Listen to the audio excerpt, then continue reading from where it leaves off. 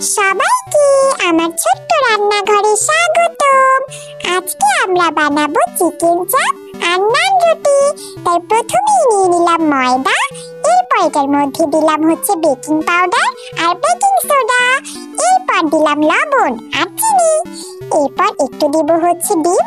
একটু ডিম দিয়ে এটা পুরোটা মেখে নিব আমি।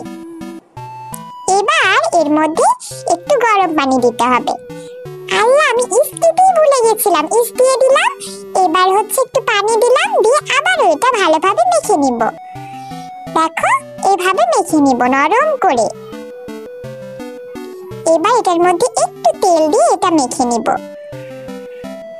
নরম করে মেখে নিতে হবে কিন্তু, ঠিক আছে? এবারে আটাটাকে রেস্টে রেখে দিতে হবে। এরপর আমরা একটা বাটিতে নিলাম লবণ, হলুদ, তারপর দিলাম পেঁয়াজ, রসুন আর কাঁচামরিচের বাটা, এরপর দিলাম লাল মরিচের বাটা, তারপরে দিলাম আদা আর জিরা। এবার একটু পানি দিব, দিয়ে এটা একটা পেস্ট করে নিতে হবে।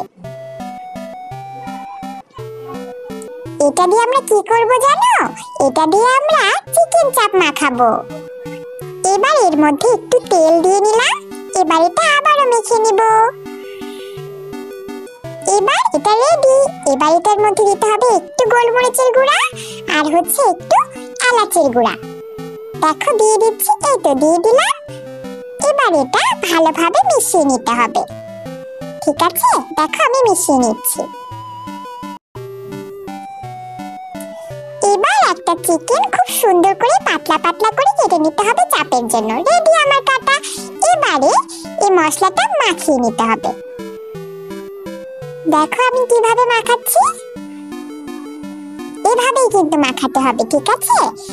এপিট ওপিট করে সুন্দর করে মশলাটা মাখিয়ে নেবে। যত সুন্দর করে মাখাবে তত মজা হবে খেতে। দেখো, মাখানো রেডি। এবারও এটাকে আমাদের রেস্টে রেখে দিতে হবে। একটু লেবুর রস দিয়ে দিলাম। লেবুর রস দিয়ে এবার এটাকে রেস্টে রেখে দিতে হবে। দেখো, রেখে দিয়েছি। দেখো, আমার আটা ফুলে কত বড় হয়েছে। ওই যে নান রুটি মাখিয়ে রেখেছিলাম না, নান রুটির আটা, সেই আটাটা ফুলে কত বড় হয়েছে, দেখেছো? এটা কিন্তু আমি প্রায় 2 ঘন্টার জন্য রেখে দিয়েছিলাম। কি সুন্দর হয়েছে, তাই না? এবার এটা ভালো করে মথে নিতে হবে। মথে নিয়ে ছোট ছোট গুল্লি করে নিতে হবে।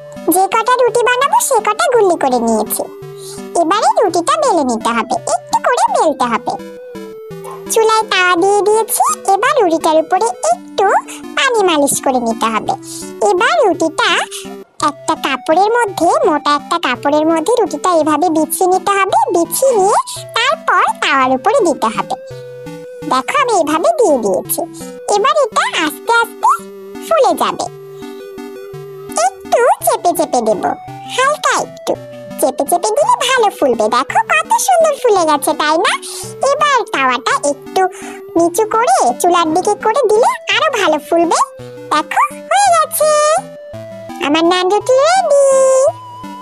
দেখো কত সুন্দর হয়েছে, তাই না? এভাবে সব রুটিগুলো আমাদের বানিয়ে নিতে হবে। দেখো, আরো একটা হয়ে গেছে, এটাও নামিয়ে নিলাম। দেখো, আমার রুটি রেডি। এবার রুটির উপর দিয়ে একটু ঘি ভরিয়ে নিতে হবে গরম গরম থাকা অবস্থায়, তাহলে খেতে অনেক মজা হয়। এবার আমরা চাপটা বানিয়ে নিব। ওই যে ম্যারিনেট করে রেখেছিলাম, সেটা আমরা রেস্টে রেখে দিয়েছিলাম 1 ঘন্টার জন্য। এবার চাপটা বানিয়ে নিব। কড়াই তেল দিয়ে দিয়েছি। এবারে একটা চাপ ময়দা হালকা করে ভরিয়ে নিব। ময়দার মধ্যে হালকা করে ভরিয়ে নিতে হবে যাতে অনেক ক্রিস্পি হয়।